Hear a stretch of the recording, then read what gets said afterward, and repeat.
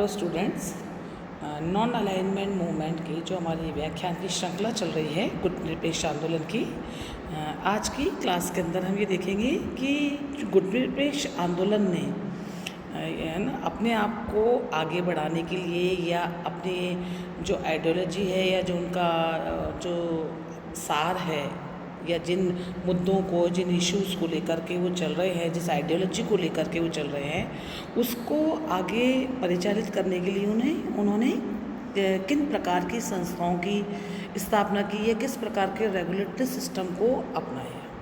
तो हम ये देखते हैं कि गुट निरपेक्ष आंदोलन ने कोई किन्हीं विशेष या स्थायी संस्थाओं की स्थापना नहीं की है, लेकिन फिर भी चूँकि एक आंदोलन है और उसकी अपनी विचारधारा है, उसके अपने लक्ष्य हैं,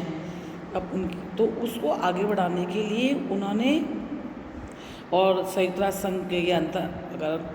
कुछ अंतर्राष्ट्रीय मंचों पर उनको अपनी बात को पेश करना है,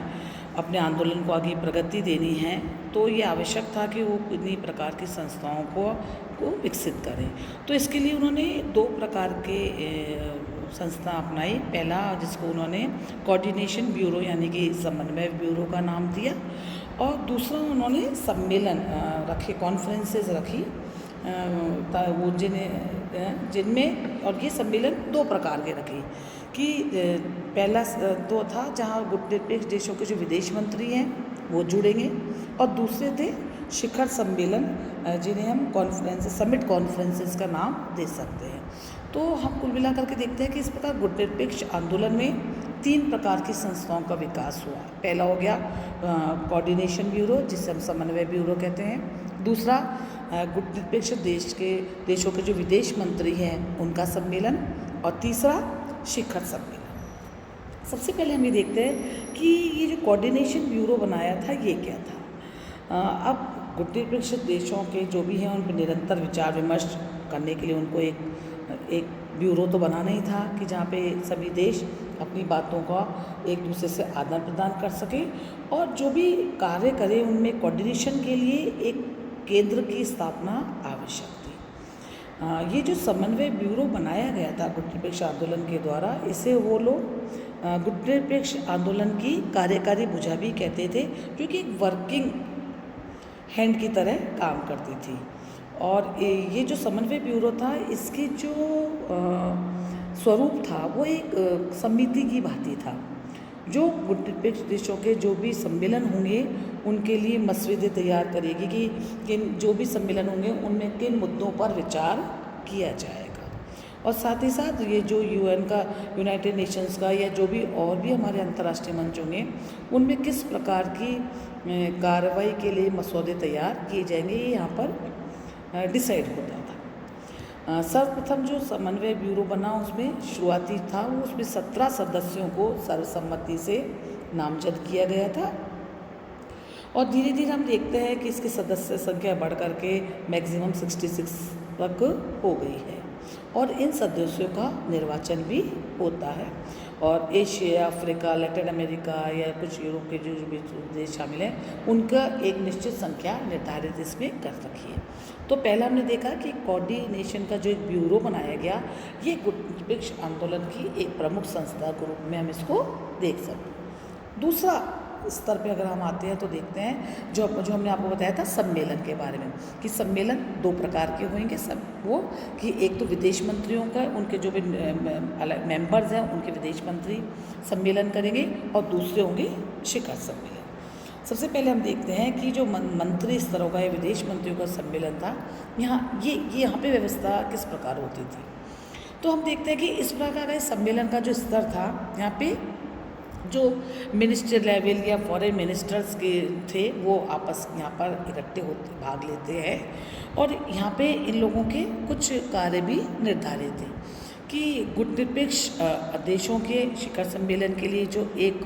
कार्यसूची तैयार करनी है वो इन्हीं सम्मेलनों में डिसाइड होती थी। दूसरा, गुट निरपेक्ष आंदोलन के या नैम के नॉन अलाइनमेंट मूवमेंट के जो भी नई सदस्यता प्राप्त करने के जो इच्छुक देशों से जो आवेदन पत्र आते हैं उन पर विचार विमर्श और निर्णय भी इन्हीं सम्मेलन में, इसी मंत्री स्तर का जो विदेश मंत्रियों का जो सम्मेलन होता इसी में लिया जाता था। तीसरी बात, इस सम्मेलन में अंतर्राष्ट्रीय मुद्दों पर भी विचार विमर्श होता है। और चौथी बात, नेम के जितने भी सिद्धांत हैं उनको व्यवहारिक रूप प्रदान करने का कार्य भी इन्हीं सम्मेलनों के माध्यम से किया जाता रहा है। और कभी कभी ऐसा भी हुआ है कि अगर कोई विदेश मंत्रियों के सम्मेलन की असाधारण बैठकें भी बुलाई गई हैं कि अगर कोई अंतर्राष्ट्रीय कोई मुद्दा ऐसा उठ गया या कोई अंतर्राष्ट्रीय अराजकता की स्थिति पैदा हो गई है या इस प्रकार की कोई स्थिति पैदा हो गई है जिसमें सभी लोगों की बैठक या सभी लोगों का विचार विमर्श आवश्यक है, तो इस प्रकार की बैठकें भी होती रही हैं। लेटेस्ट में 1985 के अंदर भी एक इसी प्रकार की एक असाधारण बैठक दिल्ली में बुलाई गई थी, जिसके अंदर जो नामीबिया का जो प्रश्न था उसमें दक्षिण अफ्रीका को कंडेम करने के लिए एक असाधारण बैठक भी बुलाई गई। तो दूसरा हमने देखा कि गुटनिरपेक्ष आंदोलन की जो संस्था है उसमें एक सबसे पहले हमने देखा समन्वय भी हुआ है। दूसरा हम देखते हैं कि विदेश मंत्रियों का सम्मेलन होता था और इन सम्मेलन में यहाँ पे एक कार्यकारी योजना तैयार की जाती थी कि अंतर्राष्ट्रीय मुद्दे किस प्रकार से कौन कौन से उठाए जाएंगे, जो नए मेंबर्स बन रहे हैं उनको किस तरह से शामिल किया जाएगा नहीं किया जाएगा, उसके बारे में निर्णय लेना विचार विमर्श करने का कार्य किया जाता था। तो ये अंतर्राष्ट्रीय जो मंच होंगे उस प्रकार से वहाँ पे किस प्रकार से गुटनिरपेक्ष जो राष्ट्र हैं वो किस प्रकार से अपनी बातों को रखेंगे। तो ये सारी बातें या गुटनिरपेक्ष का जो एक उसको जो एक वर्किंग वो देना है या उसको एक प्रैक्टिकलिटी का किस प्रकार की उसको स्वरूप देना होगा वो भी इसी स्तर पर डिसाइड होता था। और तीसरा और महत्वपूर्ण जो संस्था गुटनिरपेक्ष आंदोलन के अंतर्गत विकसित हुई है जिसे हम समिट कॉन्फ्रेंसेस या शिखर सम्मेलन के नाम से भी पुकारते हैं। ये जो शिखर सम्मेलन है ये नॉन अलाइनमेंट मूवमेंट के जितने भी मेंबर्स हैं उनका अधिवेशन होता है और ये सम्मेलन जो होता है ये प्रति 3 वर्ष के बाद में होता है, जिसमें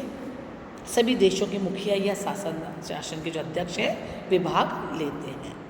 और ये जो है इसमें इस शिखर सम्मेलन में 4 प्रकार के सदस्य भाग ले सकते हैं, जो नेम के पूर्ण सदस्य हैं, जो नेम के पर्यवेक्षक सदस्य हैं या जो नेम के गैर राज्य सदस्य हैं और जो नेम के प्रमुख अतिथि हैं।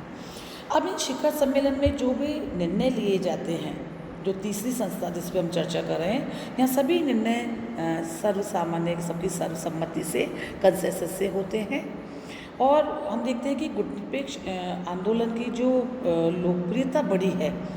उसको बढ़ाने में ये जो भी इन देशों के जो भी शिखर सम्मेलन है, जो भी समिट्स हुए हैं, इनका बहुत बड़ा योगदान है। और हमने आपको जैसे पहले भी बताया कि इन देशों के जो सम्मेलन हैं प्रति 3 वर्ष के बाद होते हैं। और इससे 4 मुख्य फायदे हुए गुटनिरपेक्ष आंदोलन को कि इन निरंतर समिट होने से, हर 30 वर्ष में समिट होने से गुटनिरपेक्ष आंदोलन की लोकप्रियता निरंतर बढ़ने लगी। दूसरा, अंतर्राष्ट्रीय मामलों पे, अंतर्राष्ट्रीय मसलों पर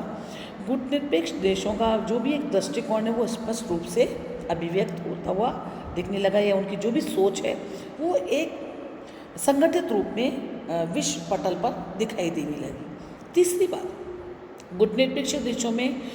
जो भी अपने आपसी उनके राजनीतिक, आर्थिक या सांस्कृतिक जो भी सहयोग थे वो उनसे उसका समिट जब होने लगे तो आपस के अंदर ये जो पारस्परिक सहयोग था, जो कल्चरल भी हो सकता है, इकोनॉमिक है, पॉलिटिकल है, खेलकूद से संबंधित था,